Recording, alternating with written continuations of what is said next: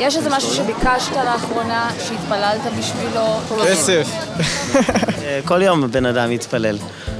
כל יום בן אדם מבקש משהו. זה מהדברים הכי קטנים, כאילו אני מתפללת שהאוטובוס יגיע עכשיו בזמן, כאילו אין לי כוח לחכות בתחנה. המבחנים ושיצליח לי מחר, דברים שטותיים כאלה. אפילו אם אני לא מודעת, זה כזה וואי, הלוואי שלא יודעת מה, זה כבר תפילה. בכל העולם ובכל התרבויות מתפללים, מבקשים משהו, מודים ושמחים שמשהו קרה. מתפללים שמשהו יקרה או לא יקרה.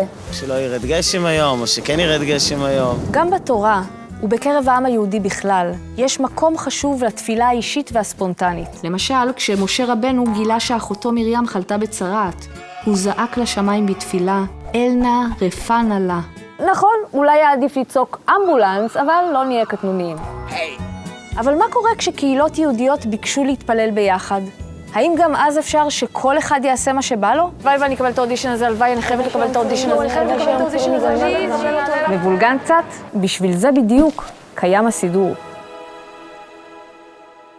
סיפורנו מתחיל בתקופת בית שני. באותם ימים, האמצעי העיקרי של העם היהודי להתחבר אל האל היה עלייה לבית המקדש והעלאת קורבנות.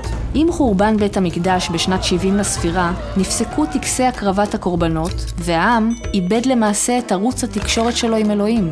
נכון שכל אחד היה יכול להתפלל בעצמו, אבל אנשים חיפשו דרך להתחבר אל האל יחד. אם לפעמים כשאתה לבד, אתה מרגיש כאילו אתה מדבר עם אף אחד. כשאתה עם עוד אנשים, אז זה מרגיש יותר חזק. החכמים זיהו את המצוקה הזאת והחליטו שיש צורך ליצור נוסח תפילה זהה, כזה שכולם יוכלו להגיד בזמנים מוסכמים. בתקופה זו חוברו בין היתר תפילות חשובות שנשמרו עד היום. הראשונה היא תפילה שמקורה בתורה, שמע ישראל, אדוני אלוהינו, אדוני אחד. והשנייה היא תפילת העמידה, תפילה מרכזית במסורת היהודית הנאמרת, כמה מפתיע, בעמידה.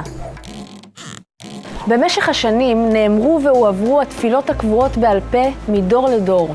עם הפיצול הגיאוגרפי בין הקהילות השונות בעם ישראל המפוזר, נוסחי התפילה הלכו והתרחקו זה מזה. זו הסיבה שבמאה התשיעית בבבל החליט הרב עמרם גאון לסדר את כל התפילות בספר אחד, שהוא למעשה סידור התפילה הראשון. סדר רב עמרם גאון הוא הבסיס לכל סידורי התפילה השונים שהתפתחו מאז ועד היום. במשך השנים, כל קהילה הושפעה מהחברה שבתוכה צמחה וניהלה דיאלוג תרבותי איתה, וכך נוצרו נוסחים השונים זה מזה, במילות התפילה, במנהגים וגם בלחנים. מאז ומעולם, הסידור שיקף את הערכים והרצונות של העם היהודי. ולכן גם בדורנו ממשיכות להתווסף תפילות חדשות ולהשתנות על פי המציאות ותפיסות העולם של הקהילות השונות.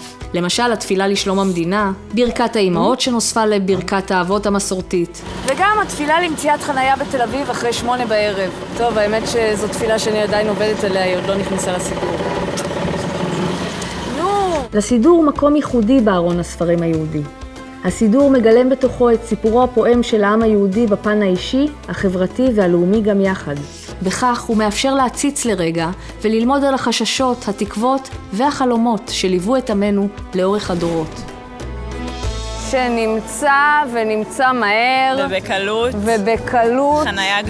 חנייה גדולה ומרווחת. שקל לחנות בה, בלי פנגו. שהחל מ5 בערב לעולם לא תהיה לנו בעיית חנייה. בדיוק.